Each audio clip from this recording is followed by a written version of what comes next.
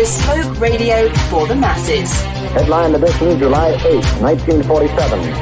The Army Air Forces has announced that a flying disc has been found and is now in the possession of the Army. If the game is rigged, change the game. Game changer. I occasionally think how quickly our differences worldwide would vanish if we were facing an alien threat from outside this world. This is Fade to Black with your host, Jimmy Church, on the Game Changer Radio Network. Well. Good evening. How you doing? It's Fade to Black. It's Thursday, June 29th, 2023. I'm your host, Jimmy Church. Let's do this. Man, I don't want anybody to forget. You want to help support the show and all of our hard work that we do. We do the news live every day. We're broadcasting 4 days a week. And you do that by getting your Fade to Black t-shirts. And how about a Game Changer membership? Game Changer membership, you're going to get a free t-shirt. And the t-shirts are all autographed, no matter how you get them. The links are below, of course, over on our website and throughout social media. Tonight, it's Mothman.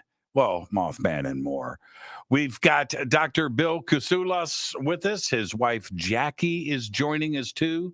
We're going to be discussing all of their research into Mothman and that 1967 Silver Bridge disaster in Point Pleasant, West Virginia, and the mysterious connection to reports about UFOs, lights in the sky, and all of the Mothman phenomenon in that area. We're going to be doing all of that tonight and much more.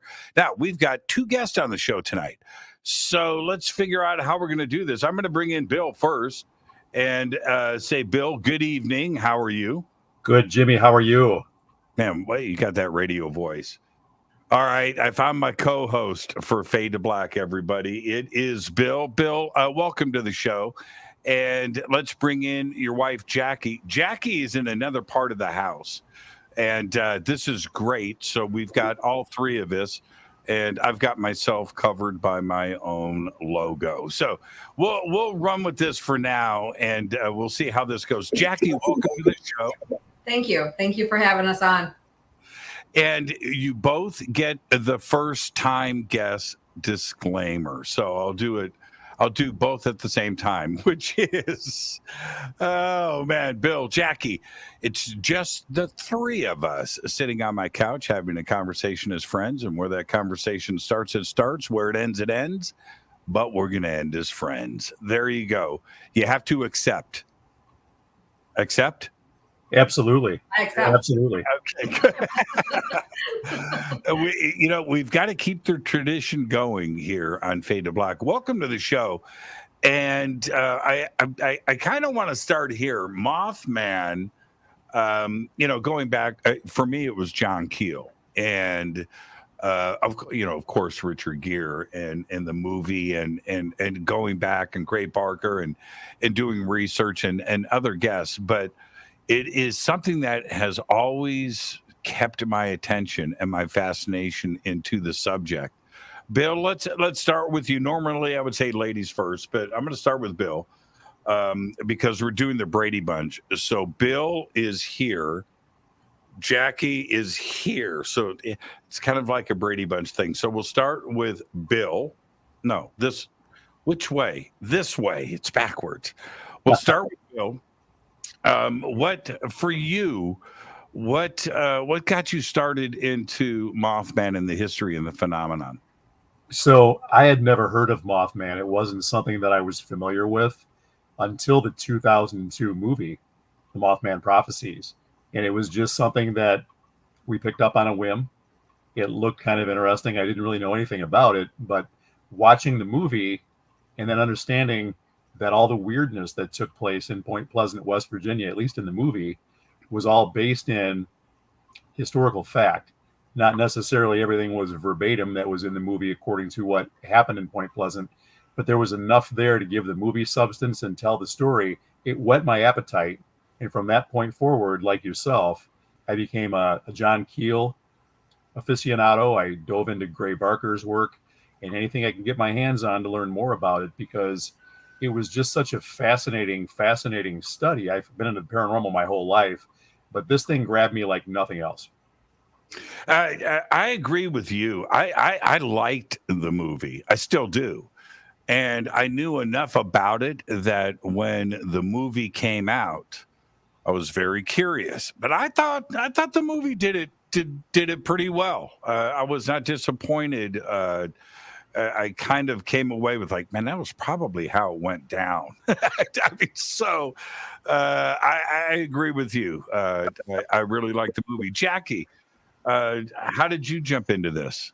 Well, my husband had me watch the movie, and I think I saw it before, but I can't remember for sure. I just knew that what I saw when he asked me if I had watched the Mothman Prophecy movie was something that didn't make a lot of sense to me. It was very confusing to me, and scary. So my husband asked me about where we should go on vacation, or I asked him, I guess, and he wanted to go to Point Pleasant. So when he wanted to go to Point Pleasant, that's where we went. And once we went out to Point Pleasant, West Virginia, I was hooked, because West Virginia is a very mystical, magical place, in my opinion. So, and like Bill, I've had paranormal background for most of my life as well. So once I watched the movie, once I started learning more about Mothman, the more I wanted to learn about Mothman and the underlying things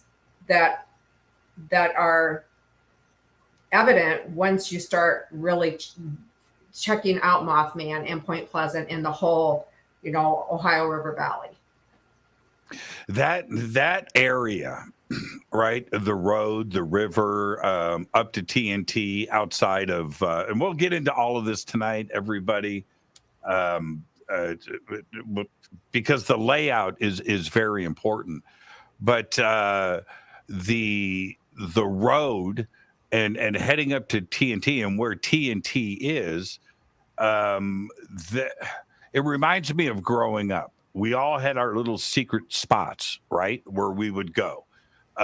Cooler full of beer, maybe a kegger, right? Remember those words? Kegger party. And that kind of reminds me of what is actually going on here, where kids and couples would leave town and go to where they wouldn't be bothered, right? And I think that we can all relate to Mothman in that way. Bill, would you agree with that? And I would, Jimmy. And one of the things that got me really involved with the whole Mothman experience also is that it happened in 1967, and that's the same year that I was born. So it kind of bred some extra mystery for me there. I wanted to know more about what was going on in the world, not just normal world, but the paranormal world as well. And when I learned that this Point Pleasant Mothman flap began in 66 and then ended at the end of 67, it took me kind of back to my roots. I mean, we live in the greater Chicagoland area, so we're really nowhere close to Point Pleasant, West Virginia. But absolutely, I mean, these kids would go hang out in the TNT area. It's about 11 miles north of Point Pleasant. And it was just this hideaway type of an area where they used to build munitions for World War II, and it's overgrown with forest and all this type of thing. It's a spooky place. So for the legend really to take root there and give birth to the whole Mothman phenomenon in that area, it kind of calls you. It really does. Here's the thing with that. You go as teenagers and youngsters, whatever, and you go and you find your spot, right? And you do it to get away from the man. You're going to do stuff, whatever it may be. But there's the opposite of what's going on. Nobody's going to be around to help you if you need it, right? And yeah. The drive to town in this case is 11 miles to safety. And that's the other part about this, that you got to remember what it was like when you were kids. You're out there in a remote area and something happens. What are you going to do? There's nobody around, and there's no cell phones. and everything else. So everybody that was involved here had to drive back to Point Pleasant. They had that 11-mile drive down the river, didn't they? And it's not an easy drive. It sounds like you've been out there also. So you know that route, I think it's 62, goes right along the Ohio River.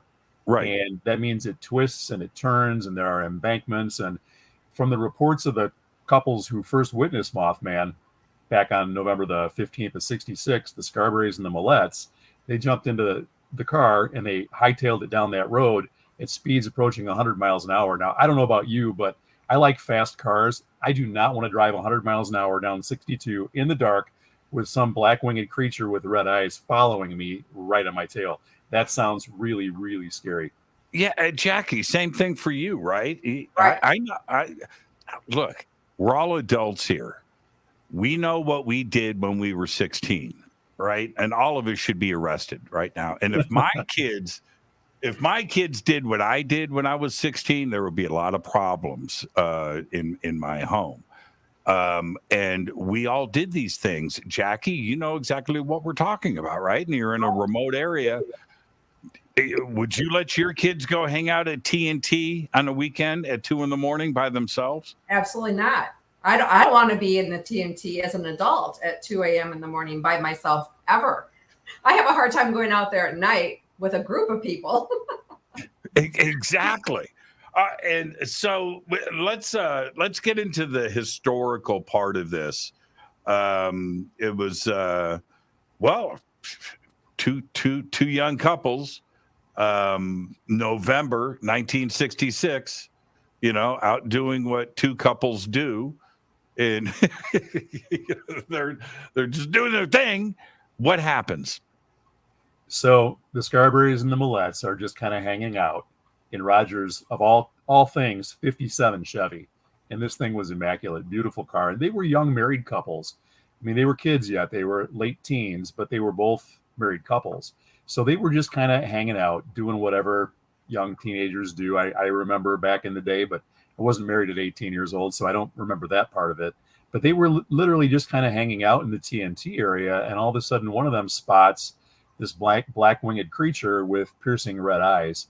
Scared them half to death. So they got back into the car and they hightailed it down Route 62 of those 11 miles at crazy, crazy speeds for what the conditions called for, with this thing chasing them the entire way. And they pulled into Point Pleasant and they went to the police station, and there was a deputy there by the name of Millard Halstead. And he and a couple of other officers took the kids back into separate rooms, and they interviewed each one of them independently to make sure that whatever they were talking about wasn't something they were manufacturing. And so these kids all gave testimonies and handwrit them all. And when the police officers kind of lined them up and took a look at what had been written, there was nothing that was varying at all. They were all on the same page. They were all terrified. The police said, these are kids we know, and they're not the kind of kids to get in trouble, let alone make up stories. So we don't know what they saw, but they absolutely saw something. What did that tell the police? Because we're talking about the supernatural, the paranormal, a winged creature, glowing eyes, right? But you get a story that matches up. When I was a kid, me and 3, 4, 5 of my friends all end up in a police station. Okay, that part of the story is just stupid. We were smoking weed and got chased. All right. So we're all in the police station, and they take us and they interview us one at a time. All right. Eventually, they bring us all in the room. The detective or whatever, he goes, all right,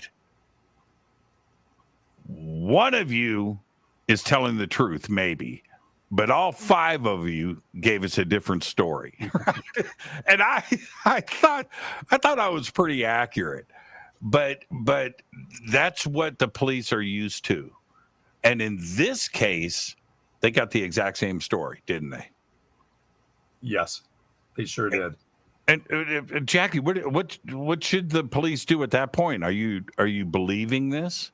If I were a police officer and that were the case, and knowing that they were hysterical also on top of it, we learned that recently that Mary and Linda were taken to an emergency room later and treated for shock. later on at night.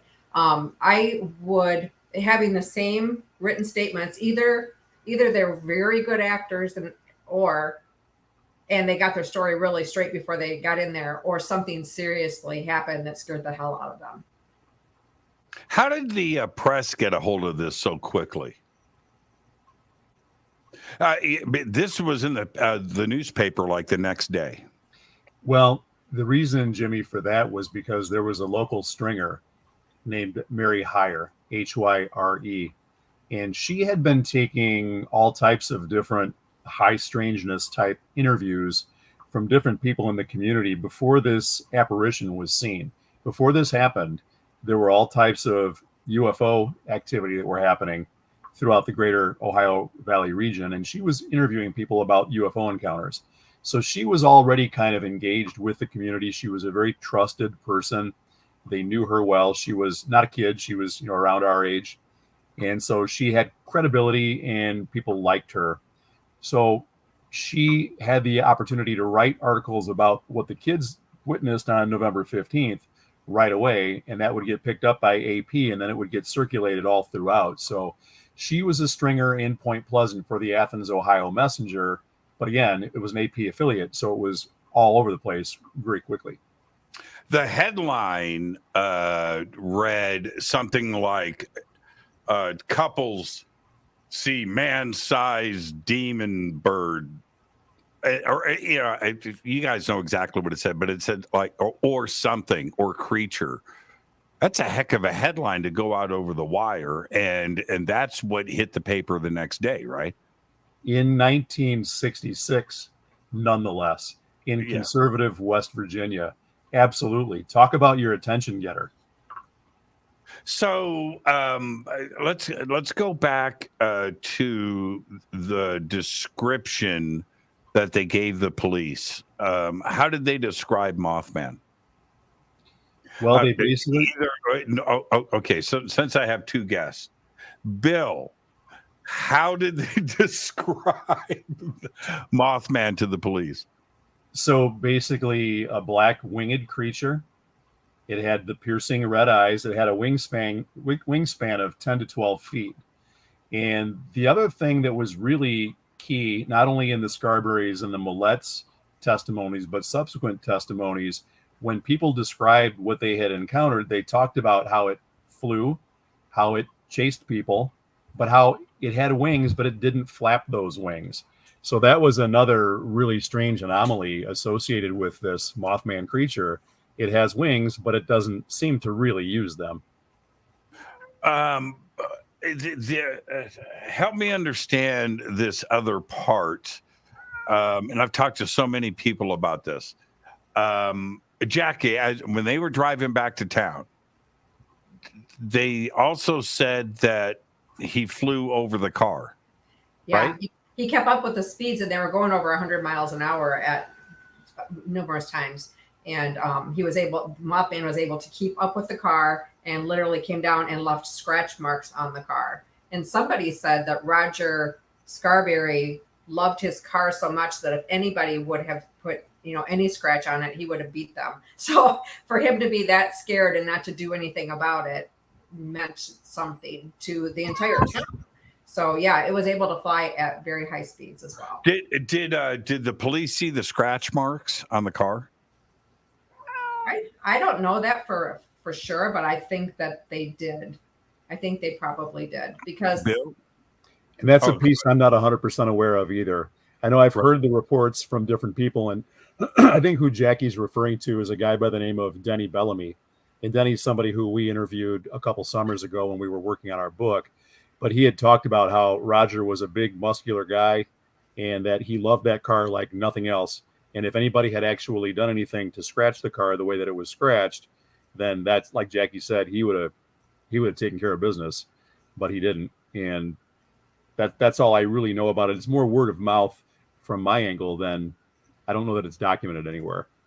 Now, who's still left? I know Mary Hyre has passed away, but you guys go back to Point Pleasant and the festival, the museum, and all of that. and you start to do these interviews. This is 1967. I was born in 63, right? I'm here. How many people are still around from the original case? Can you think of anybody, dear, besides Faye DeWitt? In Point Pleasant, I can only think of Faye, but Andy Colvin saw Mothman in Charleston. That's true. That's true. And Andy's not in the Mothman Prophecies book. And he was talked to by Keel. He became friends with Keel later in Keel's life. But as far as Point Pleasant itself, we've not really met the other witnesses of Mothman, and we haven't really met Faye. We've tried to get a hold of her before, but we've just not had any success with getting a hold of her. In terms of other witnesses, I mean, a lot of them have passed away because most of them were, you figure at that point, Connie Carpenter is the youngest witness that I remember. It was interviewed in the Mothman Prophecies, and I think she was 18 years old in 66. So if she's still with us, we haven't met her, and she won't talk about it. That's one of the problems with some of the folks that did witness Mothman back in the 60s. They don't want to talk about it. And a lot of them don't want to talk about it, I think, because they're concerned that talking about it will bring it back. What happened next? So that was on November 15th. The story comes out on the 16th. What was the next sighting and contact? The next sighting after that was something that was witnessed by a lady by the name of Marcella Bennett. And she's a Point Pleasant local also. She was going out to the TNT area to go visit some friends, and she brought her young daughter with her. Tina was 2 or 3 years old. And as they approached this house, they went to go knock on the door, and she noticed that there was some kind of a shambling creature that kind of stood up from the ground. And this, she described it a little bit differently than the Scarberries and Millettes did. She didn't talk about it having like black wings and red eyes. She talked about it being more of like a fuzzy type of a creature that just stood up from lying on the ground, and she was mortified when she saw it. She doesn't get a whole lot more descriptive other than the thing looked, I think she said, science fiction-like. That's the way that it was described. But as she was witnessing this thing, and it was very close to her, she probably is the most close-up witness of all of them. Marcella actually collapsed on top of her daughter. And in the Mothman Prophecies, where she's interviewed by Keel, she talks about how she knew she was laying on top of Tina and that she just knew Tina was dead. She was smothering her, but there was absolutely nothing she could do. She was that terrified that she could not move. Now, thankfully, nothing was wrong with Tina. In fact, the way Keel writes about it in subsequent pages is that she cried, but almost more about a sense of indignance than it was pain. She wasn't hurt. She was just mad that she'd been fallen on by her mom. So that was the next sighting there locally in the Point Pleasant area. And what happened next? And how many days after the 15th was that? That was the very next day. That was on the 16th. On the 16th, right? Yeah, yep, exactly. The very next day. And what is interesting here, I mean, the comment that I have that everybody is going to think at this point is she read about it in the paper and then made it up. So that's or was it a close enough knit community that people were talking? That's number two. Or number three, she hadn't read the paper and didn't know anything about it and had this experience. Can you add to that? I don't know that that's reported on exactly if she had a background in it or understood anything about it or had heard or read anything about it. If that is the case, Keel doesn't write about it. It's not in the book itself. So maybe she picked up the vibe, but I mean, the kids that were in the house also attested to the fact that she was terrified by whatever she saw. Yeah, I've always wondered about that because today we have technology, right? That's it. Notifications on our phone. Things happen in real time. We're talking about 1966 here. Right. And unless you read the paper or unless that, then you wouldn't know anything about this. It was a different world back then. And this happened on the very next day. And that's where kind of spooks me out a little bit. I believe that the phenomenon is real, But in this case, we got to think about 1966. Jackie, what happened next after the second sighting? I honestly don't know. Bill's so much better at the timelines, but the one thing I wanted to say about that report was in 66, I was born in early 60, and I saw things growing up. We didn't talk about that stuff. And I was, in a smaller town in Illinois, in a farm town, and you just kept your mouth shut. You didn't go blabbing your mouth when something like that happened because people would think you were crazy. Even to talk about UFOs back then was something that you just didn't share with the public, like to go public with it. So, where did you said a small town in Illinois? Where? Polo. Really? Yeah. No, Yeah. I was born in Polo. Polo? Yeah. Illinois? No, I'm kidding. I don't remember you being there. But no, I was born. But I was born in Waukegan. Okay. Yeah. And Bill, did you grow up there too? I'm from the area. If you're from Waukegan, we're in Sycamore, Illinois now, which is right next to DeKalb, which is where Northern Illinois University is. Right. Yeah, I lived in North Chicago, Great Lakes Naval Station, and Fort Sheridan. So that's where I grew up. Yeah. Not far from here at all. No, it's a small world. I mean, that whole area, Mundelein, Libertyville, that area. I just love that part of the country, and the west side of the west central part of North Chicago. Mm-hmm. Right. If anybody understands, it's lots of lakes, very family, very, very cool. It's an awesome place to grow up. Okay. So what happened after the 16th? So I was thinking about this in terms of the chronology, and I want to say the next reported sighting of Mothman would have been the name that I just mentioned a couple minutes ago, and that was Connie Carpenter.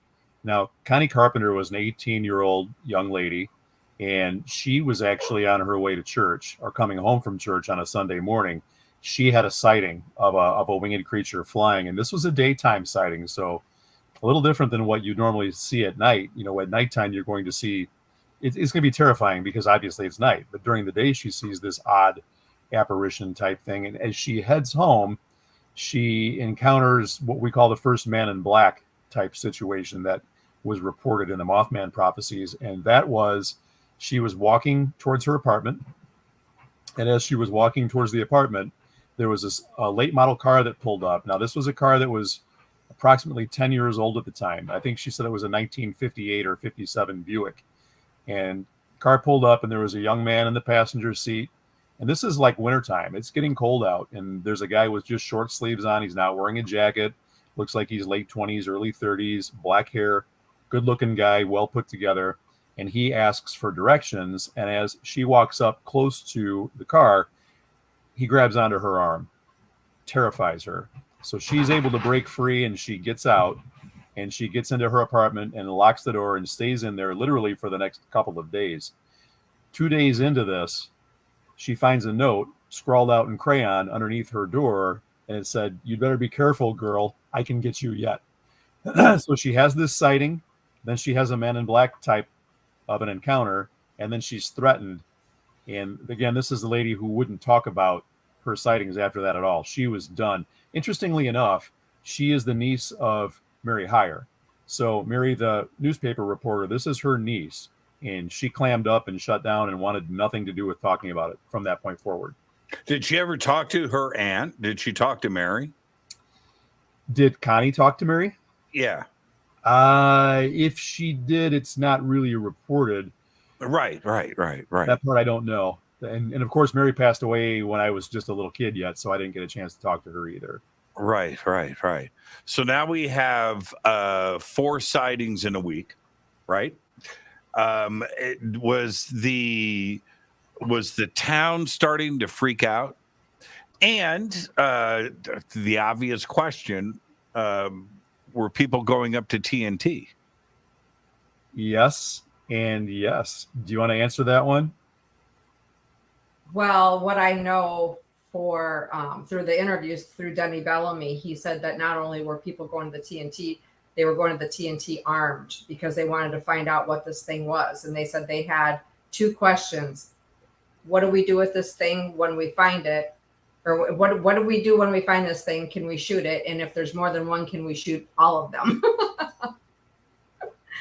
So yeah, and the town was freaking out because they were scared. A lot of them were just really scared. They weren't letting their kids out. One of the people we interviewed was a young boy, and he said that he remembers not being able to go outside at school. They were leaving everyone inside at recess because they didn't want any of them being, taken off, flying through the air with Mothman.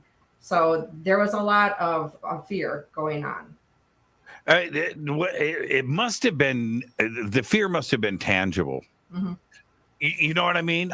Can you imagine a small town like that with the grip of this and the headlines and the eyewitnesses and everything else, that the fear just must have taken over the town? As a mother, I would not have allowed my children out of the house. I don't even know if I would have sent them to school for fear that, somebody loses track of them and something happens to them. There's a memory that I have that most in Los Angeles that were around back then remember, and that was the Night Stalker. Okay, I was here for that.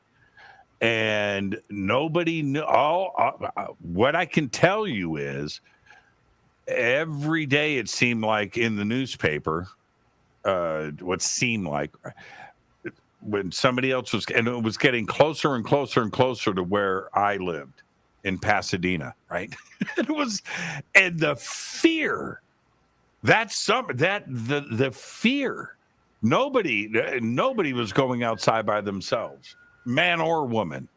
And it was a crazy time. It was like a fearful time, and it was real. I mean, this was a real thing.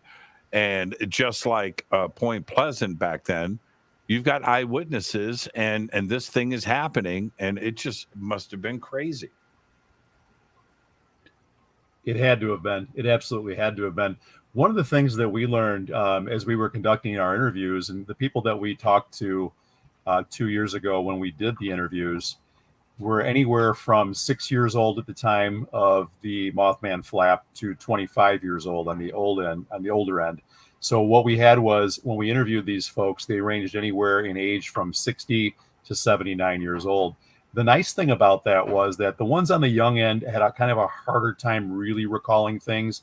We mentioned the name Andy Colvin. He had a couple of experiences in the Charleston area during 66 and 67. But some of the ladies who we interviewed, Marva Bailey, Linda Lane, they were 17, 18 years old when this was going on. Charlene Westwood, she was around the same age at that point too. So the three of them in particular talked about how this crazy stuff was going on and how exciting it was. How exciting that their little town had something like this that was making national news and nobody knew what it was. Was it scary? Absolutely. But going back to what we were talking about as teenagers, think of the excitement on top of that too. Yeah, I'm scared, but this is like a real life horror movie. I'm going to go check this out. So, yeah, exactly. I probably would have gone to TNT with my friends. Everybody else is going up there. Probably. Okay, so roughly how many sightings were in the TNT area, and then when did things start to spread out? That's a really good question, and I honestly don't know the answer to that.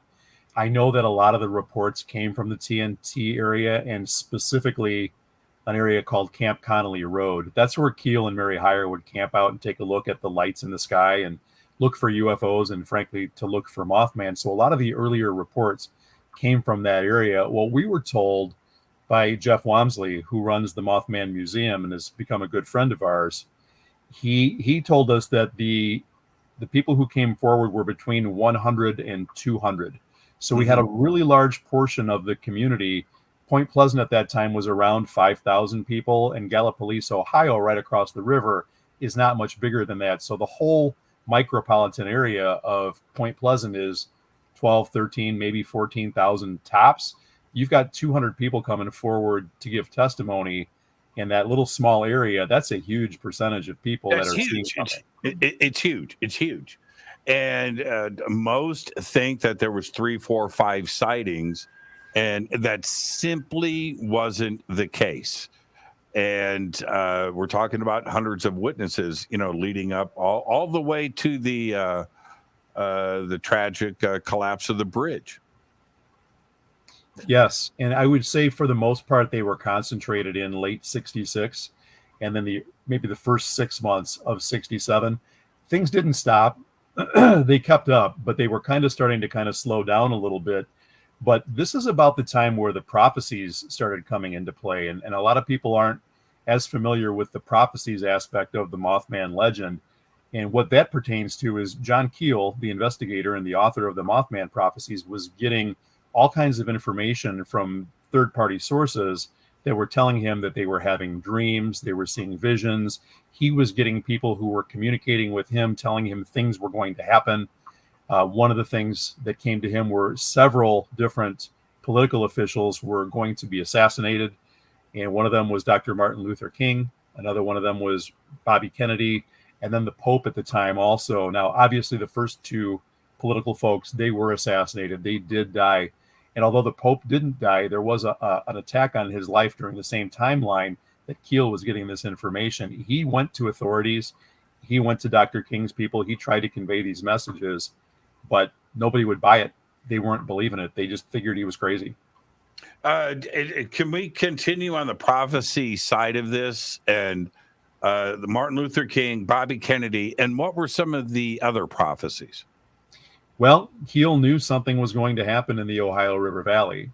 He never got the vibe that it was going to be the bridge. In fact, he kicked himself for that because he felt with as much information as he was getting, he should have been able to put that together. But I just can't even imagine the poor guy, what he put himself through thinking that he was going to be able to come up with that.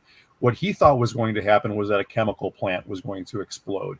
And This is something that's laid out in the movie as well, where they talk about that, where Richard Gere is trying to stop the governor of Virginia from going to the chemical plant. So he thought something like that was going to happen. Other things that were happening, Mary Hyre had a dream of presents floating on the Ohio River. And other folks were getting that vibe too, that these presents were floating on the river, which is something that was seen when the bridge collapsed. And unfortunately, the people who had been out shopping for Christmas presents lost their lives, and those presents were floating on the river. Isn't that crazy? It is. I mean, it's the whole thing. I've heard John Keel talk about this and write about this.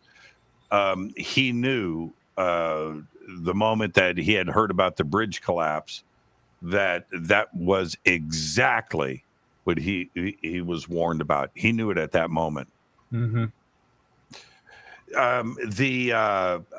Okay, so now before we hit the break, it's going to be a few minutes. It's 10 minutes away. But there's this UFO connection to all of this. And before we even, we've got to get to Gray Barker too as well.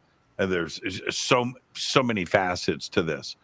But were the sightings? What have you deduced? What have you put together about the UFO connection in Mothman?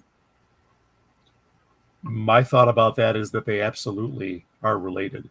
There was something that was going on in that entire region based upon all the different phenomena that was reported that just leads me to believe that there was some type of a cover-up happening. When the TNT sightings began taking place, the National Guard came in and shut down the TNT area for a time. They would not let people go back in there. And I've heard it theorized by other researchers that perhaps there were UFOs that were being housed in the TNT area during that time. So that's one piece of it that I've heard. Denny Bellamy, the gentleman we talked about a few minutes ago, he talked about how he had a UFO encounter. And then as he saw this craft basically going up the Ohio River, he wasn't sure what to make of it. But then when we bombed Iraq back during I think it was Desert Storm, he said that the planes that did that were the exact same thing that he saw going over the Ohio River. So he made the connection between Wright-Patterson Air Force Base, because that's really about 100 miles away or thereabouts from Point Pleasant. Another thing Denny told us is that if you've ever flown over West Virginia at nighttime, you don't see the lights like you'd see in Columbus or Washington, D.C., or certainly the bigger cities like Pittsburgh or what have you. It's just really super dark. So he has felt all along that there was some type of UFO activity happening in the Appalachian Mountains, because there's all kinds of places to hide. So I don't think it was coincidence that these things were taking place at the same time. There's more paranormal phenomena too, but you didn't ask us about that yet. No, we haven't gotten there. We've Right. just started. But were there, Jackie, were there UFO reports of UFOs around that November 15th, 1966 date? Well, okay, remember, this is live radio. Yeah. I don't know for sure that there were reports.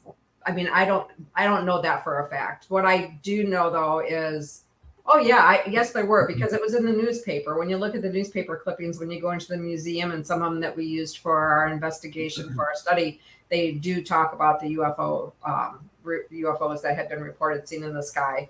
And some people said that they thought they saw them, but they weren't sure about that. So some of the people that we spoke with in the study, I should Right. And Bill, I think you mentioned, I was going to ask you about this, but I think you mentioned it. So let's circle back, that there were rumors about the TNT area. That was a munitions factory. It was also a high security area. It's a munitions factory. But there were rumors of a UFO connection with the government to that area too, as well, and that the munitions part of it was just a cover for the alien activity that was going on there. What do we do with that? You know what I mean? Is there some truth to this? And where do these stories start? I think there is some truth to it.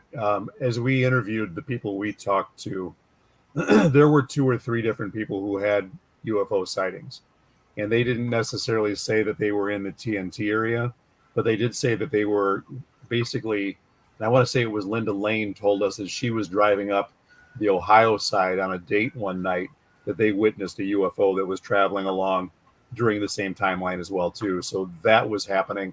I really enjoy taking a look at trying to piece the different things together that were happening and come up with some type of a theory. I don't know what was going on, but it does seem that there was some type of covert activity that was happening in that TNT area. We have the sightings. Yeah. Yep. She said, I remember quite clearly that the 2 of them were driving south, and the UFO was a flying saucer that was lit up, flying next to them. It was over the river. They were on the road, but it followed them back to Point Pleasant. Yeah. It sure did. And now that we're talking about this, there was also a report that came in 67. I'm trying to think the name of the gentleman. We tried to get a hold of him to see if he'd be interviewed, but he never responded to us. He's living in Florida now. But a gentleman was driving the Bloodmobile, is the way that Keel referred to it. And he was heading down, I think it's Route 2 on the way towards Huntington from where Point Pleasant is. And as he and I think the nurse who was with him were heading down towards Huntington, all of a sudden they saw a UFO come up behind them that had tentacles that were coming out of it that looked like they were trying to reach down for the Bloodmobile. And then right before they made contact, then another vehicle came from the opposite direction and the UFO took off and just out of that. That's one of the freakier reports. Yeah, I remember that. All right. I totally remember that. Now here's another take on all of this.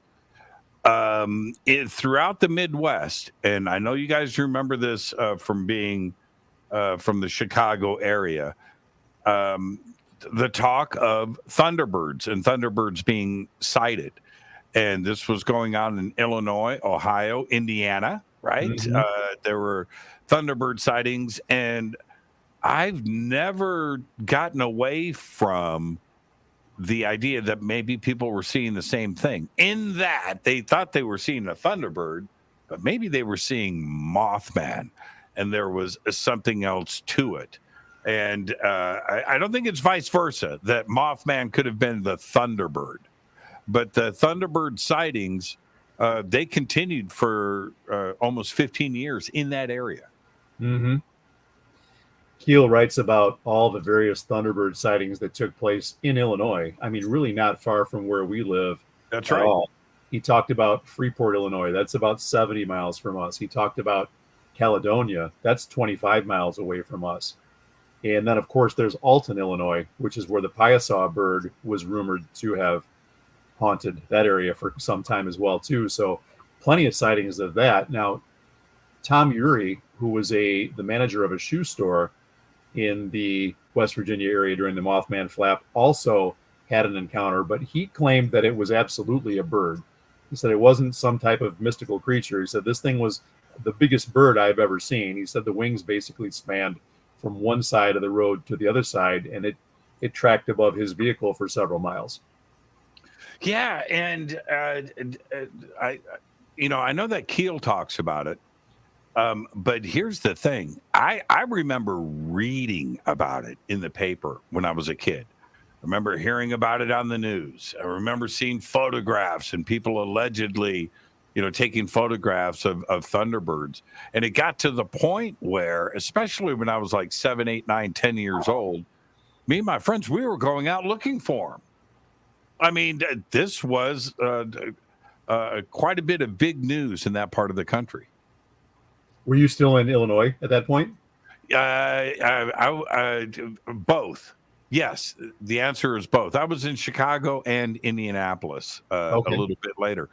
And the sightings in Indianapolis, again, all about the same time period. Indianapolis and the Indiana Thunderbird sightings were 1974. That's what I remember, 74. So I would have been like 10 years old, right in there. But yeah. And now Gray Barker. Okay, so let's back up for a second. And if we go back to the 1967 timeline and we have the bridge collapse, were there sightings after that? There were sightings after that, yes. And in our interview with Jeff Wamsley, he talked about that and said, we still had sightings. They weren't as prevalent. But what happened in the community of Point Pleasant is that now that we've had this disaster, we are burying people. We are grieving. We are mourning. We're taking care of a real palpable, tangible, life-altering event and trying to take care of our people here. So the focus went away from the paranormal and it went on to the human interest end of things and just trying to take care of those families. But yeah, absolutely. To answer the question, there were more sightings that have taken place and they've never really stopped. I mean, time goes by. They don't have the concentration in that area along that timeline like they did in 66, 67. But since then, there have been reports, even to this day. And there's my cat. She just came to say hello. Very cool. Very cool. Well, I mean, the Mothman Festival is a pretty big deal. It's far from gone away, but I could totally understand. I said that wrong. I could empathize with the community. There was other things to deal with, and talking about winged, glowing-eyed, creatures was not something that anybody really wanted to deal with anymore. Right. That's the way it was explained to us. And I didn't experience it, but I certainly can feel for those people and understand the motivation to focus on the other things they needed to take care of. Now, what were leading up to the bridge collapse, of course, what were some of the other paranormal activities that were going on there, Jackie? They were men in black. They were, when we got to Point Pleasant, we stopped at a diner that was called the Harris's Steakhouse, aka Mothman Diner. And the lady that owned that, she's since passed, but her name was Carolin Harris. And she talked about the Men in Black. And I asked her if she saw them. And she said yes. And she said that there were two different types. One of them was, she called the government men. And the other one, she said, she made the remark that they weren't from around here. So I don't know if she meant, they weren't from around the United States or from around the planet Earth. She said they had a waxy kind of appearance. They didn't quite understand how things work in our world. Like when one of them needed to take a salt tablet or something like that, they were given Jello and to eat, and they tried drinking it instead of eating it. Just odd behavior, picking up an ink pen and looking at it and laughing about it and then throwing it down on a desk. So there was that was going on. What else was going on? There were also cattle mutilations, and that's something that's not really well publicized when we talk about Mothman for the most part. The fact that there were cattle mutilations, the Men in Black that you mentioned, and all the various other things, I like to compare it to what's been reported of Skinwalker Ranch. It seems like it's something very similar to that. You had this plethora of different things happening, all in the same concentrated area in that small little river town, and just off the charts type paranormal activity. I've never heard references of cattle mutilations in Point Pleasant. What happened? That's something that Keel kind of investigated on. He reported on that. He talked about coming across cattle mutilations as well. I'm trying to remember specifically where it's at in the book. I don't remember off the top of my head, but I know he talked about it. Okay, so back to the Men in Black. Why? And by the way, it sounds like it was the original Jello shots. That's what they were doing. I've done Jello shots once, a couple of years ago.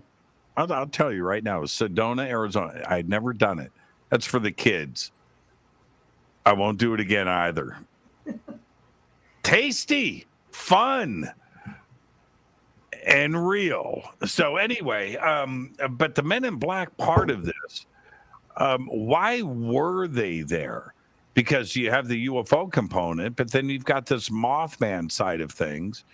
And I like the two versions of the Men in Black, right? The more human and the ones that were trying to drink Jello and had a strange complexion.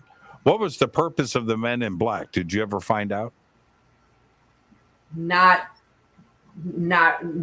We never were given like a full explanation of that. I think that possibly, well, Denny Bellamy during his interview said because West Virginia grows good pot. He said it was the government men that were there watching that, but I don't believe that would be the reason. With all the other stuff that was going on, it's hard for me to believe that, the government, FBI or CIA or whatever, was there watching for people growing pot. I think that if it was government people, it was to try to tone down what was going on in that town, shut these people up. And that seems to be part of the story because we could get you yet girl notes sketched and put under a door by men, trying to grab a young girl and put her in the car. So I think that was part of it. I also think that part of it, I kind of think that Point Pleasant had a vortex or a portal, whatever you want to call it, open up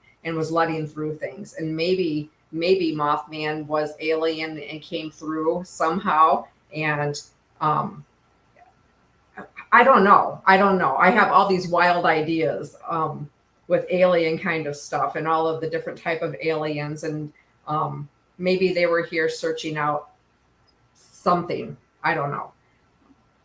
Yeah. No, I'm with you. Bill, did anybody ever talk to the Men in Black? What were the Men in Black asking about? We had that one contact and we have that note. That's pretty bizarre right there. Yes, and to answer your question, I had to think about that for a minute. Mary Hyre had several contacts with Men in Black, where she would have conversations with them. In fact, at one point, there was a gentleman who came into her office.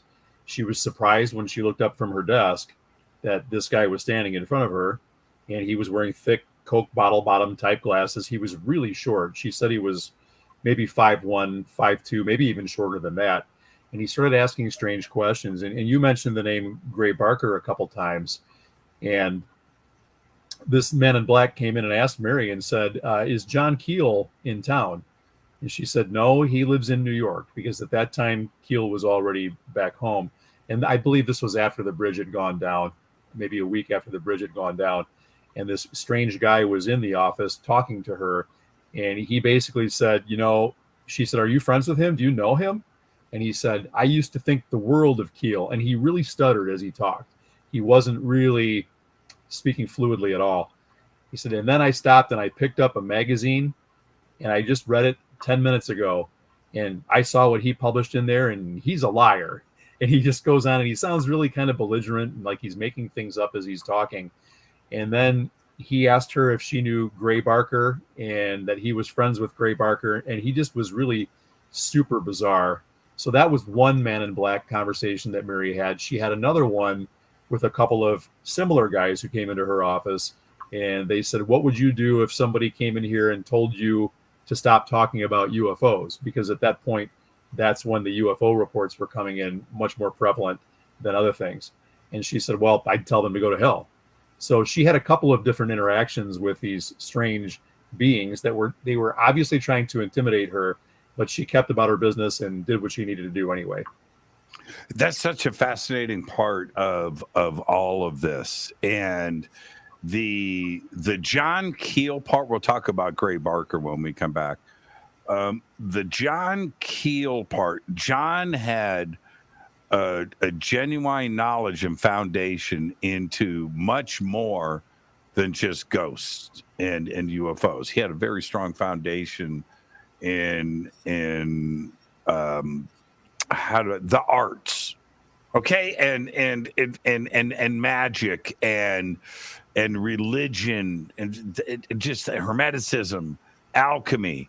He had a very broad knowledge, and he connected the dots on a lot of things, and he was able to look at things in a 3D way that most others didn't. He was a very, very, very special researcher, and his insights on this stuff is just a fascinating part of the entire story. Let's take our break right here. Our guests tonight, Bill and Jackie Kousoulas, and we will be right back after this short break. I'm your host, Jimmy Church. Stay with us. This is Jimmy Church of Fade to Black. Please visit all of our sponsors. We're taking a quick break here. All of the links are below. We'll be right back. Join us November 10th, 11th, and 12th, 2023 as Disclosure Fest Foundation and Fade to Black Radio presents Stairway to the Stars, a Human Origins Science and Technology Expo, live at the Luxor Hotel and Casino on the Las Vegas Strip. With live talks, lectures, and workshops by world-acclaimed researchers and authors. This is Jimmy Church, by the way, and I'll be your host all weekend long, featuring topics like human origins, ancient technologies, indigenous teachings, workshops, a mass meditation, yoga and sound healing, music, and so much more. Don't miss our intimate sky watch and meteor shower over the infamous Area 51 airspace in Rachel, Nevada, with special surprise celebrity hosts guiding us through the night. Also introducing our Disclosure Fest VR Starship area with dozens of rides. You've got to check it out. This event will sell out. For more information and tickets, please visit disclosurefest.org. The secret is out. LifeWave's X39 is the reason why I have got my vision back. This is Jimmy Church of Fade to Black, and you need to go straight to healingworksnow.com. That's healingworksnow.com. Works with an X. All of the information that you need is on that portal. Find out why I look great. I feel great. I'm thinking clearly. I sleep. I dream. Life is good. all of it. You've got to check out LifeWave's X39 and all of their other products. It's all simple to do. Go to healingworksnow.com. That's healingworksnow.com. Works with an X. Hey everybody, it's Billy Carson, also known as Forbidden Knowledge. I want to talk to you about a very special event coming up July 30th, 2023, the Forbidden Conscious Awards.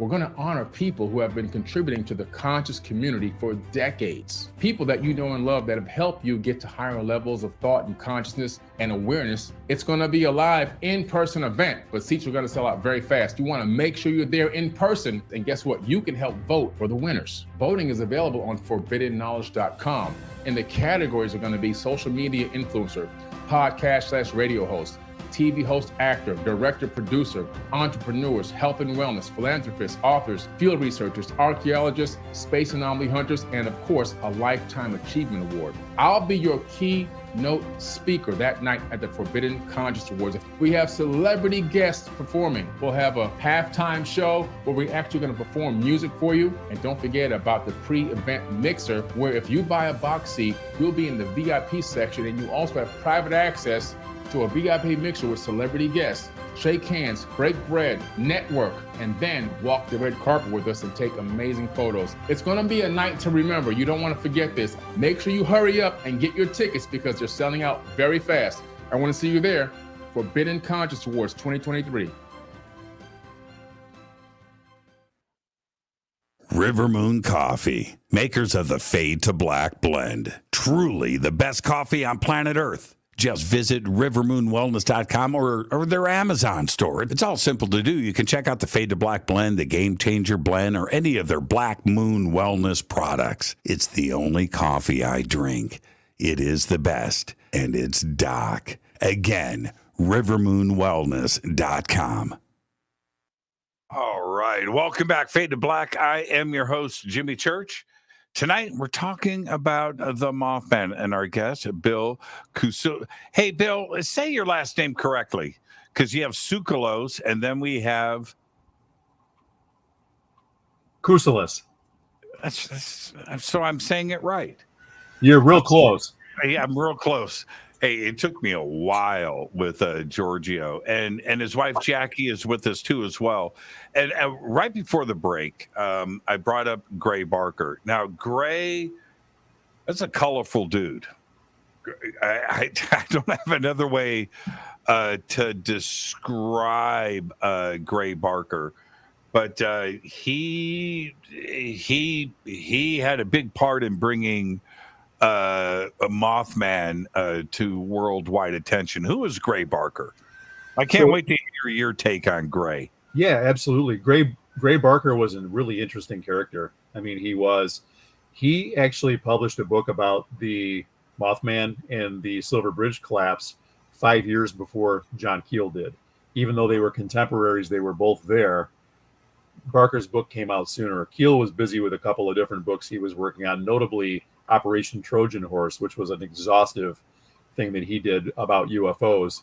But Barker himself was a publisher and a businessman and an author and an investigative researcher. And the thing about Barker, I think he kind of gets a little bit of a black eye, and maybe to some degree he kind of deserves it. He played a little fast and loose with the rules, and sometimes you couldn't tell where the reportage ended and the fiction began, because Keel called him a faction writer because he mixed facts with fiction, which was really interesting. His book, The Silver Bridge, is a very, very well-written book. It's kind of an allegory. It's not really a direct reporting like John Keel did with the Mothman Prophecies. He kind of spices it up. He has a few chapters that are devoted to how he sees the Mothman would be seeing things develop during this whole flap. And he has just some interesting takes on things. And one of the other challenges with Barker from a historically correct perspective is that he spent a lot of time with a guy by the name of Jim Moseley. And Jim Moseley was a notorious hoaxer. So as legend has it, Barker and Moseley would tie one on, and they'd make stuff up, and they'd propagate those rumors, and they'd get them out there into the rumor mill. And some of their conventions just didn't really get the best the best rap because of the way they went about doing things. So Barker, I think, was an excellent writer. He was a wonderful storyteller. He was a lot of fun to read, but he wasn't always straight up honest when it came to his stuff. Mosley, he didn't have a really solid grasp on ethics, right? For him, it was about making money. I think it was. And the interesting thing about Mosley, too, as I understand it, is he was a trust funder. So he didn't really need to work. He just kind of did this as fun. And he must have made a little bit of money doing it, but I don't think he ever exhausted his fortune either. I think he just lived an interesting, different kind of a lifestyle. Yeah, like I said, he didn't have, his moral compass was out of whack. and I think Gray got sucked up into it as well. And Gray got a label. You know, he got a label of something. I think even at times he was willing to admit that he just made stuff up, and he did it to sell books, and people believe this stuff, and that was a weird thing. And you're right about that, the faction part. And Gray, I think Mosley influenced him on that. Gray probably wouldn't have done it if he wasn't mixed up with Jim. Yeah, I think Gray was more of a straight shooter than Jim was. Right. But I mean, we turn into the people we hang out with, right? I mean, we're going to eventually behave the way they do. We have to if we're going to be around them. Yeah, I remember seeing a quote. Gray goes, "Man, people believe anything, something like that, right?" So I'll write it. And then you got Jim Mosley pushing him along. But in 1970, boom, Mothman just took off because of Gray's book. Mm-hmm. Right? Yes, and very, very good writing. Like I mentioned, I think he was very talented when it came to putting stories together. Wonderful storyteller. He blurred the line between reality and fantasy. Now, if we take this, I was looking at some of your notes, and there's something that stuck out here, which is purple lights. And in the UFO community, we're looking at lights all the time, and we discuss colors and the significance of that. I'm not going to influence your answer on this. But where do purple lights fit into this? I'd like to comment on that, but first I'd like to hear from Jackie. If you could tell Jimmy a little bit about how Carolin described the lights that she saw the first year that when we met her. Well, I don't remember her describing them as purple, but she did describe them as the most beautiful lights that she's ever seen, that she couldn't put a color to them because they were just a beautiful color. In the comment about the purple lights, there's a chapter in the Mothman Prophecies. It might be chapter 5. And it's called Purple Lights and April Foolishness. So around April of 1967, when Keel and Mary Heyer were doing their investigations and they were out on Camp Connolly Road, which is in the TNT area, they were camped out one night at about 2:00 in the morning. And this is where all these purple lights were being reported and seen. And as they were out there watching the skies looking for UFOs, they noticed that there were some lights that were in the sky. And as they were taking a look at the lights, Keel had an industrial strength flashlight. And he started flashing code up at these lights. And he was spelling out the word descend in Morse code. And as he did that, these lights began descending in a falling leaf motion. So they basically were taking direction from him and then following up and doing exactly what he asked them to do. What do you think the purple has to do with it?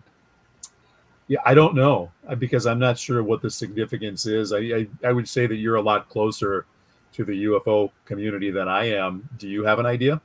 Well, check this out. Took the words right out of my mouth. This just popped up as you said that. Purple lights can hypnotize. Yeah. Sparkle someone else's eyes. Yeah. It's a strange thing when it comes to colors and the significance of that. And I think that the purple lights in this case hold something there. Now let's go. Okay, so now we've got hundreds of sightings, and let's talk about the bridge collapse itself. What happened on that day? So it was December 15th of 1967. It was a little after 5 p.m. and it was a very cold day. And as you can imagine, very cold winter day, 5 o'clock. It's a Friday afternoon. So we have people who are getting off work. Kids have gotten out of school, an hour and a half before that.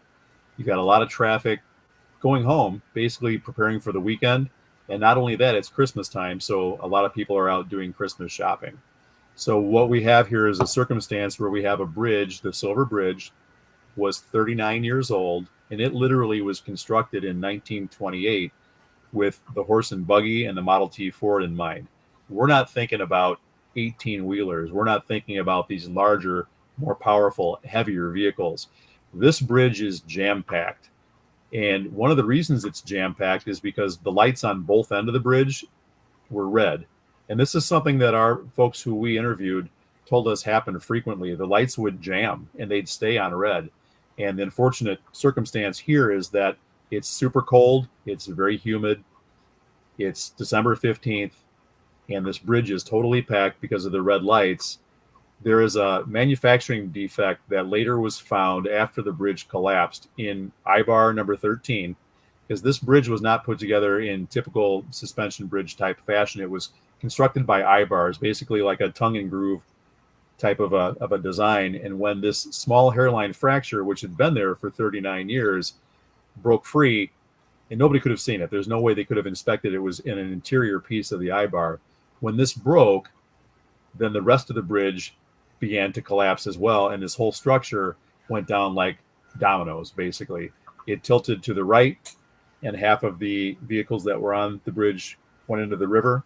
It tilted to the left. The other half of the bridge, the cars fell into the river, and then the embankments and the bridge and all the concrete and everything, the rebar, fell on top of those poor people. And ultimately what ended up happening was 46 lives were lost in the bridge disaster. Some folks drowned, some folks were crushed. And Jimmy Wedge, who's one of the guys that we talked to, lost both his mom and dad in the bridge disaster. And after they did the autopsies, they determined that mom drowned, but dad died of a heart attack. So, I mean, all kinds of trauma inflicted upon those hapless folks, and just a really, really unfortunate set of circumstances that culminated in the Silver Bridge disaster. Was John Keel in town when that happened? He was not. Actually, he was in New York City. Right. He and one of his friends were watching television, and all along, he's still been getting these prophecies we talked about a little while ago. And as he's getting this information, he keeps thinking something's going to happen, something's going to happen. He thought that when President Lyndon Johnson flipped the switch for the Christmas tree to light up in the White House lawn, that there was going to be a big blackout through the whole northwest part of the country. Because these are some of the things he was getting messages about. There's going to be a blackout. There's going to be a blackout. Well, Johnson threw the switch. There was no blackout. Keel took a deep breath, and then there was a crawl on the bottom of the TV screen that says, "Breaking news, there is a bridge collapse that just took place in Gallipolis, Ohio." The Silver Bridge had gone down. So right then and there, like you mentioned before, he knew something was going to happen, and it just crystallized for him when that happened at that point. Absolutely tragic. The follow-up to this, how did John start to put things together? And I mean, the power of empathy, right? And feeling, because of his involvement with all of this. How was he following the collapse? He was crushed. He learned about the collapse from the television when it just happened. But he immediately got onto the phone and started dialing to Point Pleasant because he wanted to make sure Mary Heyer was okay. They'd become very good friends, and he just wanted to make sure she was all right. Now, when the bridge went down, there was a lot of damage that was done to the infrastructure of the town also, and phone calls weren't getting through. Part of the problem was the lines were jammed, but the other part was that there was damage that was done. So some calls weren't getting through. He finally got a hold of Mary. I think he said about 3 or 4 o'clock in the morning. She answered the phone, and he was so relieved to find out that she was still alive. And he began asking questions about, the McDaniels, if they were okay, and if these other folks were okay. And I mean, he was devastated by this. I mean, just devastated. There's another strange spin to all of this, and that is back to Jim Moseley and Gray Barker. Gray Barker, I don't know if he coined the term Men in Black, but he certainly wrote about them very early on. Way before Point Pleasant. It was a decade before, but he wrote about UFOs. And the Men in Black. Everything goes down at Point Pleasant, and for that year, the comments about the Men in Black showing up and UFOs being in that town, and of course Mothman. That's kind of strange how Gray Barker would. For me to get involved when these are the things that are all going on at the same time, but yet. It seems kind of prophetic in a weird way that this was Gray Barker's wheelhouse too as well, and the people of Point Pleasant wouldn't have had any idea who the Men in Black were, but they were making contact with them. Did you ever find that strange? I didn't until you just said it, but it's an interesting coincidence. I know Barker was also involved with the Flatwoods Monster. That's right. 15 years before. He's from, I think, Clarksburg, West Virginia. So he was a West Virginia native. So he was into the lore and all this. And you're right, he did coin the phrase Men in Black. I think Keel popularized it, but I think it was Gray's brainchild. He came up with it. Yeah. So very interesting. What I wanted to ask you, what is Mount Misery? Mount Misery? Oh boy, I get chills when you just ask me that, because to me, the Mount Misery aspect of the Mothman Prophecies is the most fascinating part in the Mothman Prophecies book. And it's not touched upon in the movie at all. And a lot of folks who aren't as into the whole Mothman thing as I am, kind of a moth freak. But towards the end of the Mothman Prophecies book, John Keel talks about some strange things that were happening in Long Island, much closer to home for him because he lived in New York City. There was a radio show announcer, kind of like an earlier version of you, Jimmy, that would have guests come on and talk about their experiences and their research and stuff. Her name was Jay Perro, Jaye Perro, Paro. That was a screen name. Her real name was Joanne Ferrano. And she was with a radio station by the name of WBAB in Babylon, New York.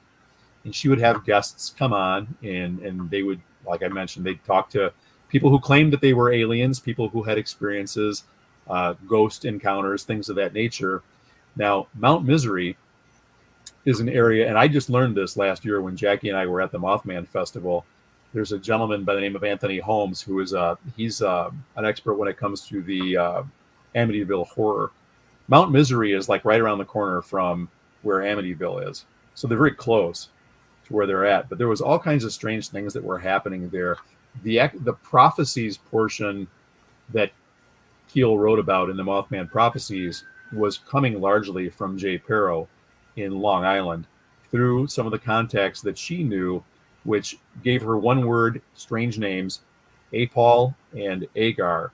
And these two entities would talk to her, they'd stalk her, they'd follow her around, they would give her messages to get a hold of Keel. And in fact, she would call Keel and sometimes hand the phone to one of these folks. They would give him prophecies. Other times, she would literally channel what they were saying, and she would speak it to them, or to Keel over the phone, and give him all this information about the Pope or about something going to happen in the Ohio River Valley and all the things we talked about in the first hour. And okay, so first off, wow, right? Yeah, that's absolutely crazy. But were there? Have you, okay, there's a reason why I'm asking this. Have you ever had a sighting yourself? Have you had a paranormal experience? Have you seen something strange in the sky? Jackie, I'm going to ask you that first before Bill gets a chance to answer. I have. I've seen not like a ton of things in the sky, but I have had silvercraft sighting, huge silvercraft just hovering over a farm in rural Illinois on my way to work one morning. I really wanted to go and get under this thing, but because I was on my way to work and I had to open the post office, I had to get to work, and that was my priority. Don't be late for work. So when I got to the stop sign and I had to make the decision to turn left or go straight to get under this, I turned left, and it was a smaller town than even Polo. And I really seriously thought, because it was I worked at the post office, people would come in talking about this because it was huge. I mean, it was huge. And no one mentioned it. Not one person mentioned it to me. And then I also had a sighting 2 days in a row. Came home from work, went out to the front porch and to relax. And it looked like somebody was blowing bubbles. It was like orbs of iridescent bubbles of all types, of all shapes, I mean, all sizes. And they were like darting in different directions. And I was watching them, and it's like they were just like in this one area, and I'm like, these things aren't popping. They're not popping, and they're not like flowing with the breeze at all. They're just in this area. So I literally got off the porch and started walking around trying to figure out if somebody had one of those big bubble blowers and was blowing bubbles, because they weren't coming from anywhere. They were just there. So the next day I went back out on the porch and they were there again. So I went in and I got Bill, and I'm like pointing to where they are. And I'm like, they're there. How can you? And he couldn't see them. He could not see them. So I do see orbs. I saw the big silver craft, but as far as UFO type stuff, those are probably the two main kind of UFO type things. I don't know that orbs are UFOs. They're just like a weird energy or something. I'm not positive about that. All kinds of other paranormal stuff, but yes. Can I ask you about, well, first off, orbs are fairies, and Bill doesn't believe in fairies, so therefore he didn't see them, and he ruined a great experience because of that. Let me get back to this. So you see, when you say it was huge and it was silver, was it a saucer shaped? What was it? Okay, so when I say silver too, I mean, this is another example of the unearthly colors, because it was a silver and it was a brightness that I've never ever seen on Earth. I've never physically seen that color before or after. And it was almost the size, almost the shape of a blimp, but it was more elongated than that. But it wasn't like really thin, like cigar shaped. So it was like in between that. And when I was describing it to Harriet Plumbrook, she was interviewed in our book. She saw the same thing as a child growing up in Mound, West Virginia. And when I say huge, I mean like huge, like it was over top of the house and the barn areas, the building part of the farm. So, I mean, it was real good size. Now, what year was this? 2005. Wow. Yeah. Wow. And it sounds like I can hear your cat too as well. That's pretty cool. But it sounds like it was, tubular shaped, as opposed to you were looking at a saucer from the side. Right. It was right? not. It was not a saucer. It was not a saucer. I've never seen one of those. Yeah. I talk about, I've seen everything, right? The reason why I was asking what year that was, I saw something strange in 1972 in Waukegan. And I still am not going to tell the story. I've told it too many times. But in Waukegan, I was a kid, 72, so I'm 9.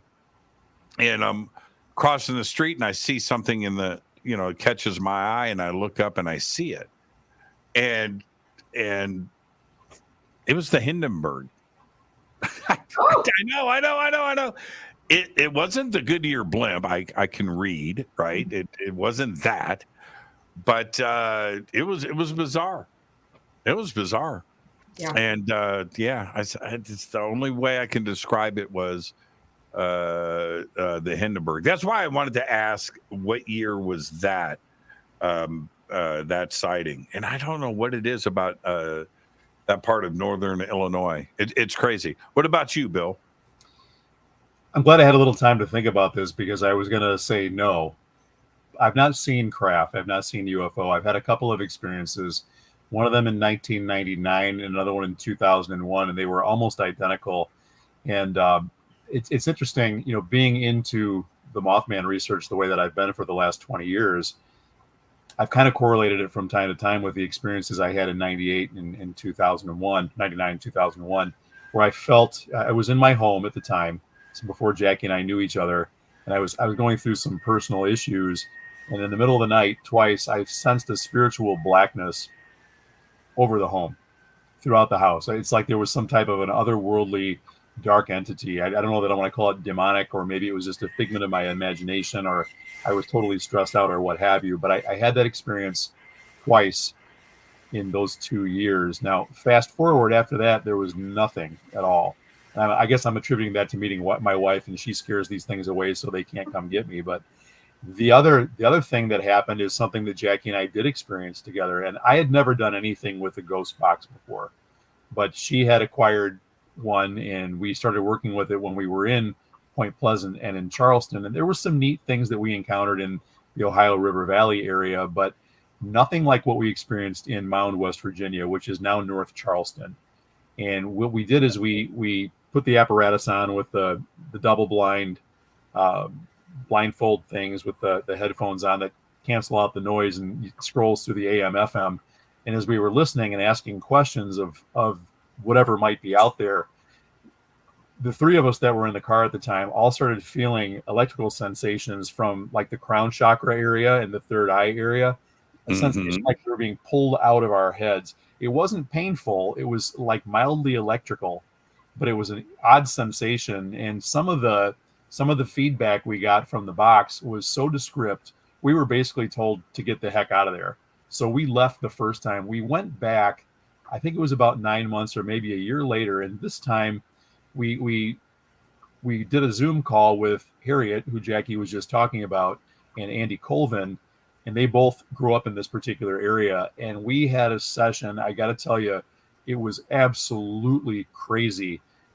Felt the same sensation going on in the crown chakra area and the third eye area, except it was 3 times as intense as it was before. And I began having like heart palpitations. And Harriet, who was on the other side of the Zoom call, was asking us if somebody had died of a heart attack. And then we were piecing things together as we were all talking. But it was just an amazing, amazing experience. And Jackie had probably the most profound experience of all of it when she...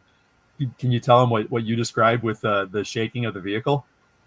Oh, I had on the ghost box, and I had on the blindfold and the headset. I don't know if you said that. It's called the Estes method. Yeah. Yes. So I had that on, and during a couple different times, I felt like the car was moving a little bit, like wind might have been rocking the car or something. And I took it off, and I looked, and I was grabbing my husband for his hand to make sure that he was still there, because I was getting a lot of information. And all of a sudden, it felt like somebody had grabbed the front bumper and the back bumper of the vehicle and just started rocking it like really bad turbulence is what it felt like. It was like insane. And I, whipped off everything I had on, and I'm like, what is going on? I mean, it was like insane, and it was totally still, complete stillness. So, yeah. The Estes method, I've done a few sessions, okay? But I've always been asking the questions. There is no way I would no, No. There's something to that first off, the deprivation of senses, right? You're cut off. And my brain is too active. Right. And I'm not saying that the two of you are not. That's not what I'm saying. But what I'm saying is I would terrify myself. You know what I mean? It's something that I don't think I can handle. And I have done hours of it on camera for TV, and watching when somebody is done with the session. Right. And they take the blindfold and they take the thing and they kind of look around and they're getting back into reality. That's the look of terror that I see. Right. I mean, I just can't imagine. You guys understand what I'm saying, right? Mm-hmm. You are so disconnected, and then boom, you're back into this world from another one. That's exactly what's going on, isn't it? Bill, you first. Well, and one of the things I wanted to elaborate on here, and we have to give props to our friend Andy Colvin, because Andy has researched voluminously about what he experienced, became friends with John Keel, and he has assimilated John Keel's Lost magazine articles into about 15 books. And he's just done a tremendous job of repopularizing John's work. But we've become friends with him the last 3 years. We typically get together with him weekly on Zoom calls on Thursdays.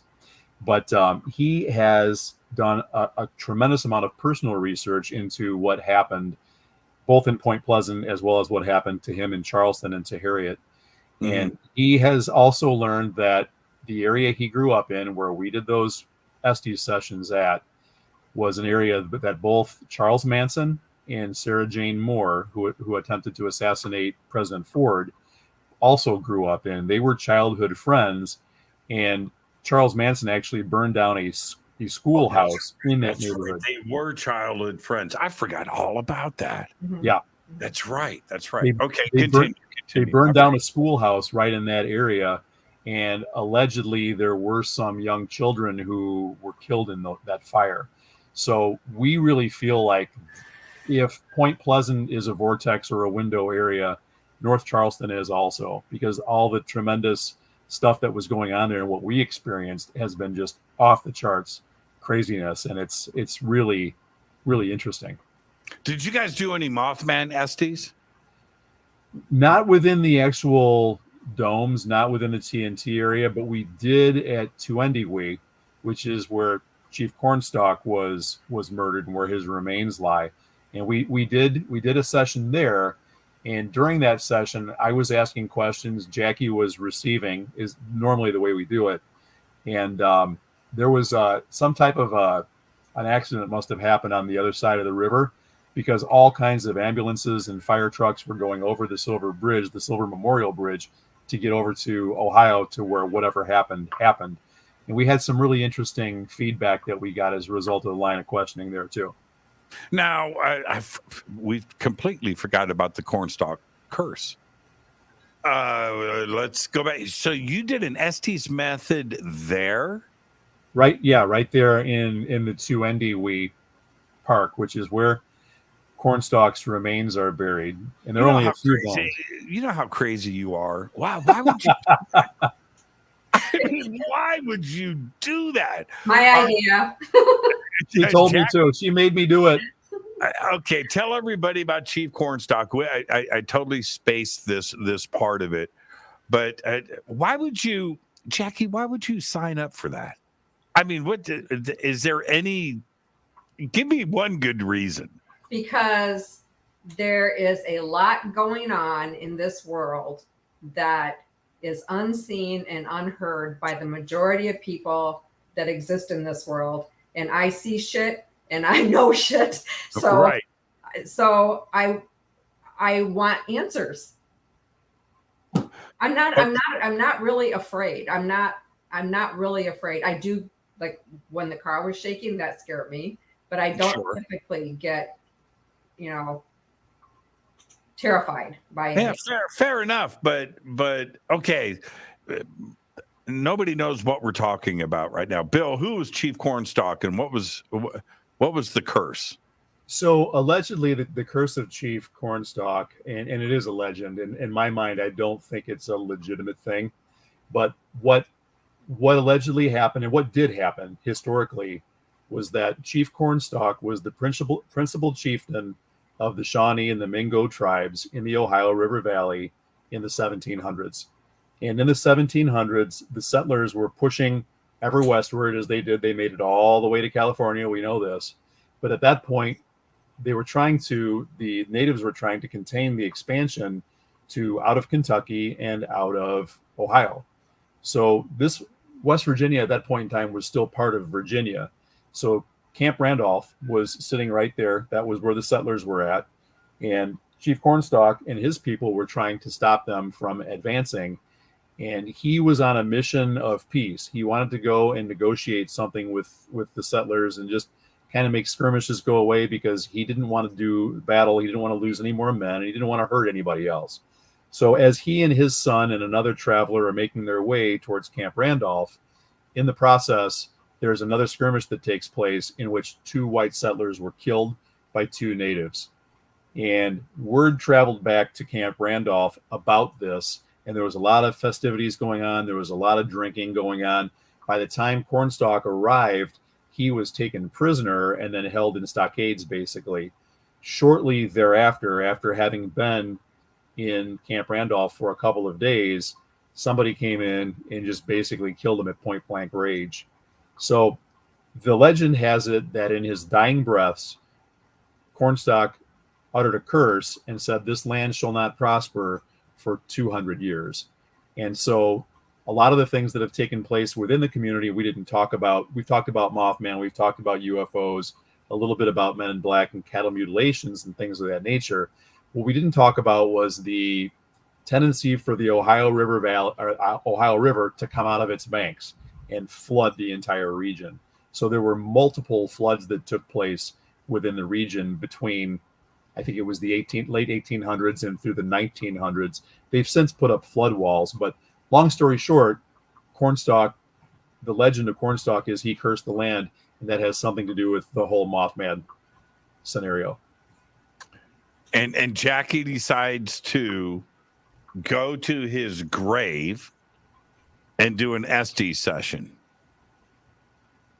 Did you ever think of that? Because it never occurred to me until Jimmy mentioned how crazy we were. I never even stopped to think that Cornstalk's remains were buried in the park we were doing that at. Yeah, I did think of that. And I also thought about when they were building the memorial for the Revolutionary War, the ones that lost their life during the Revolutionary battle, when they were placing the capstone on a totally clear day, lightning came and struck the capstone and stopped the completion of that memorial. So right. It's a haunted area. So the mansion's haunted. So why wouldn't we want to do it there? There's a small mansion house on the property that's haunted. I'd forgotten about that too. Yeah. Sometimes I mean, just me. I'll leave it to the professionals. I'll watch, but no. I'm not. It's not like I'm, scaredy pants or anything. But I do try to play in the safe zone when I can. But this is the reason why I'm asking all of this. So, were the SD sessions at the chief site? Were they about Point Pleasant? Were they about Mothman? I remember specifically.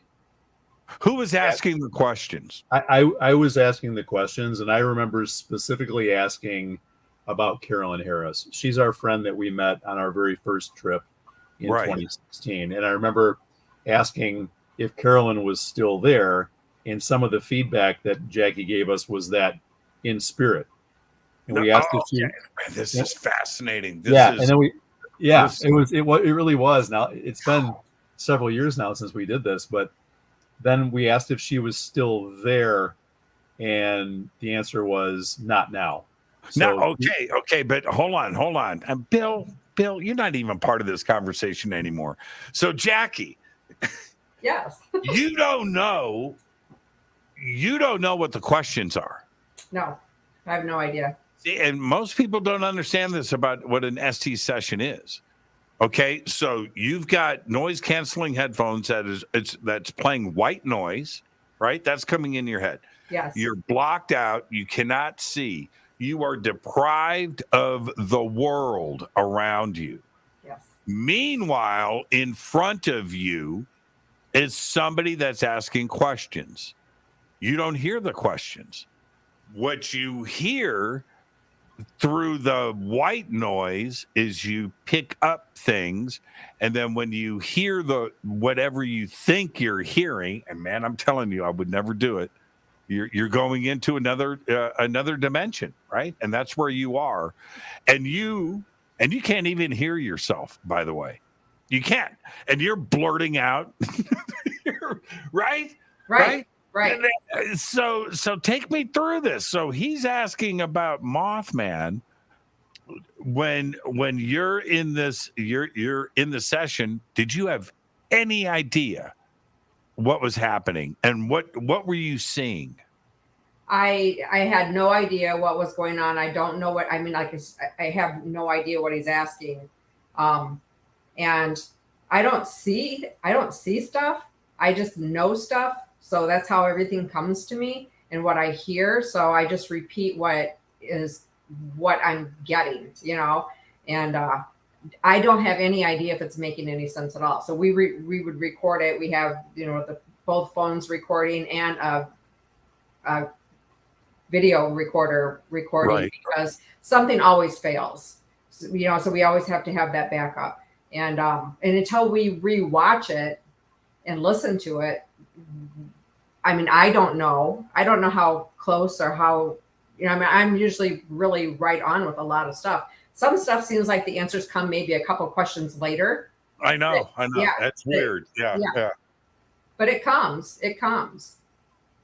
I've experienced that very same thing.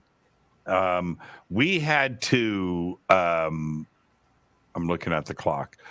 I was doing an ST session, and it was myself and who was with me? A TV host. Oh, it was Susan Slaughter, right? Ghost Hunters International or whatever she hosts.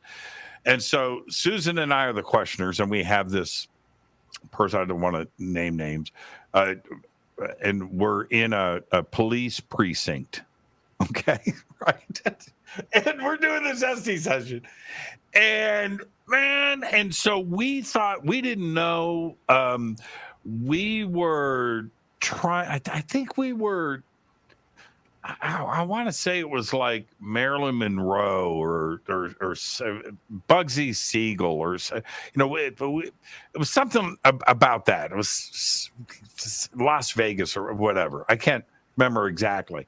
But the person doing the ST session unveils slowly through, and like you said, sometimes the answers come a couple of questions later. She, through broken answers, by the way, and this was about 30 minutes long, she tells us that she was kidnapped, tied up, put in the trunk of a car, taken out to a lake, and then the trunk was opened. And now that took about a half hour, right? This all didn't just come out, all at once. But this thing, right? And I said, session stopped. Turn the cameras off. We're not going there. And we shut everything down. And she's like, what's going on? I said, and we were all just, it was disturbing. Right. And watching it unravel. She doesn't know what she's saying. You know what I mean? Mm-hmm. These are single words that are coming out. Mm-hmm. And we're writing it down and putting this whole thing together. I was like, wait a minute. We had to stop it. Did it get that way, Bill? Because you're the one asking the questions and you're getting the answers. Were you putting stuff together directly about Mothman? The only thing, I think there was a lot of information that was coming to us in North Charleston that second time.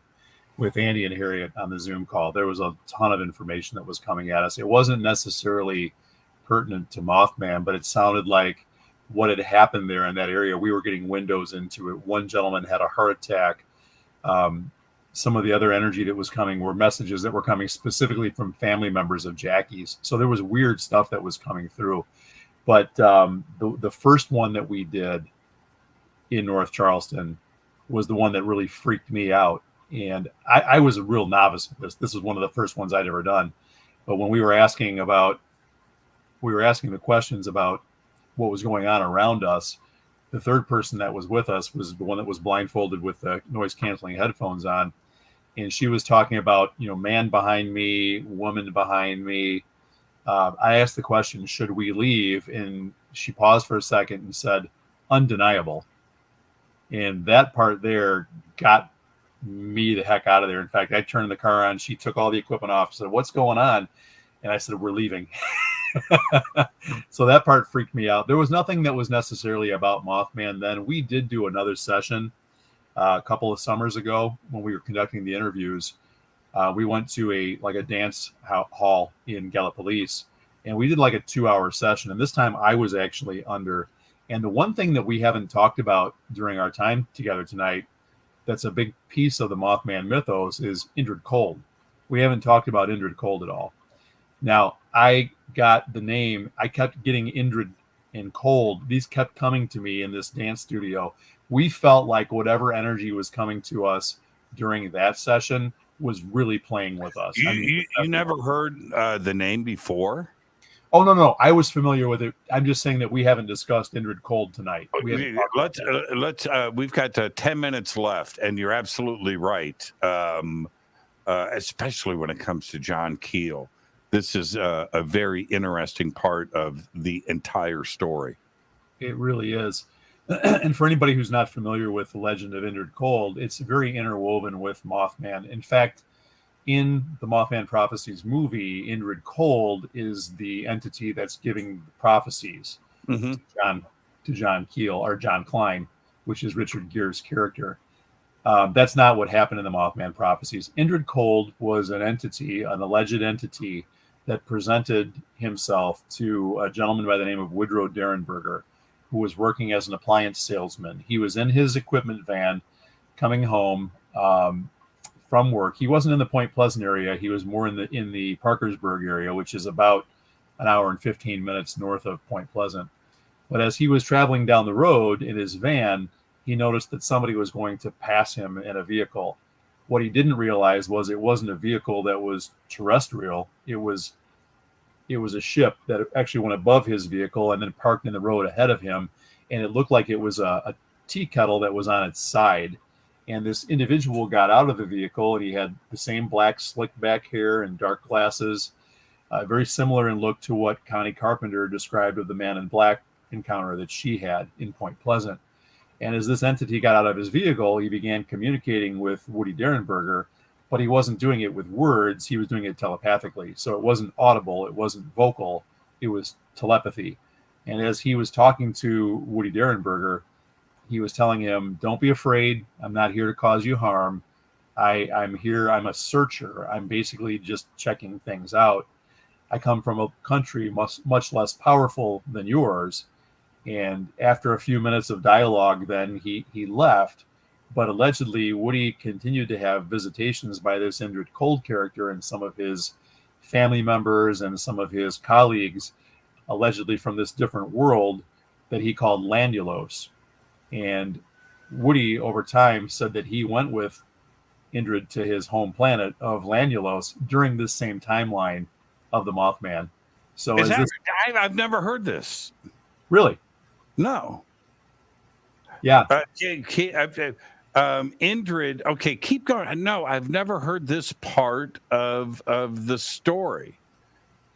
Yeah, it's really an interesting, UFO encounter, alien encounter, whatever you want to describe that as. But it's a big piece of the Mothman Prophecies. It's a big part of the Mothman legend, and it happened at the same time. But the two things never really happened in the same location. They were, an hour and a half apart from one another. But yeah, this entity that Derenberger called Indrid Cold allegedly presented to Woody several times and met his family members and had a relationship with them and took him back to his planet as well. Well, Indrid Cold has been now, obviously the connection of being the prophet or the information source for John Keel, but Indrid Cold has also, unassociated with Keel, has been part of different encounters and conversations from around the world. And I've read the name more times than I can count. Mm-hmm. And I've looked at some of the dating on some of this, and a lot of this predates Mothman. And I keep going back to now there is, I think it may be more ancient than we realize is where I'm going with this. And I don't doubt that Indrid Cold is a real entity. It's a fascinating part of the story, and I'm not familiar with ones that predate Mothman, but I am familiar with alleged encounters that have taken place since the 1970s. The 1960s. And staying on this though, because the way that I want to be clear about this, if Indrid Cold was John Keel's source, did John Keel know about Indrid Cold and the connection outside of Mothman with ET contact and planets and everything else? Was he aware of that, or did he get introduced to Indrid Cold on his own?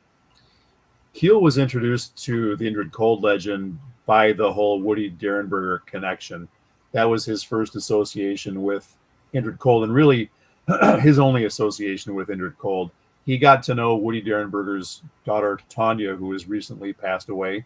Mm-hmm. And he has had, a relationship with her over the years. Keel passed away in 2009, so 15 years ago, or going back even before that as well.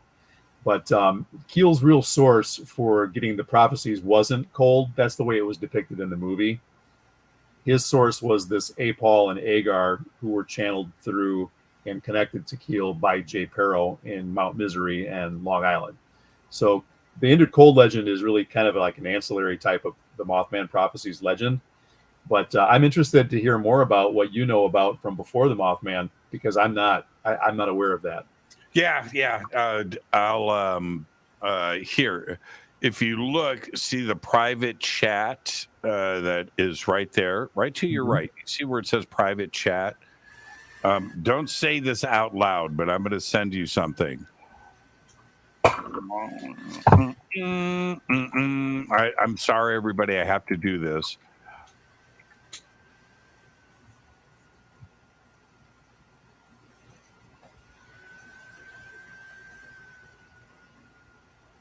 Okay. Oh, yeah. Yep, okay. We're familiar. Okay. So I'll stop right there. Sure. And there's reasons for that. Sure. But yeah, Indrid Cold in that is another bizarre connection. Mm-hmm. Right? Absolutely. Are you? Yeah. Very. What a great camera. What are you guys working on next? Well, we're looking to put together another study. I mean, our book that we've talked about a little bit here, which is the you want to talk a little bit about that, honey? Sure. Yeah, go ahead. What our next project is what you're asking me to talk about? Well, what I was going to say was our book that's out now is called Bridging the Tragedy. This is the cover of it right here. And it's really about the good things that came as a result of the Silver Bridge disaster and some of the Mothman encounters in the Ohio River Valley in 66 and 67. So it's a psychological study, and it's basically based upon the concept of post-traumatic growth. What do we gain as a result of going through trauma and inexplicable experiences? We interviewed 11 people for that and came up with some really fantastic conversations and some great data. So that's been a really fun project. We released that and debuted it at the Mothman Festival last year. But we do have a couple of other things in the hopper. Would you like to talk about those? Well, the one thing that I think that we're going to move on to next is paranormal experiences that are connected to forms of abuse. And that's partly because of my childhood with different things that had happened, because there was all kinds of abusive things in my home growing up. And literally there was 4 kids in my family and I was the youngest, and all 4 of us went to our bedroom doors at the exact same time and looked down the hallway, and there was an apparition of Jesus standing there.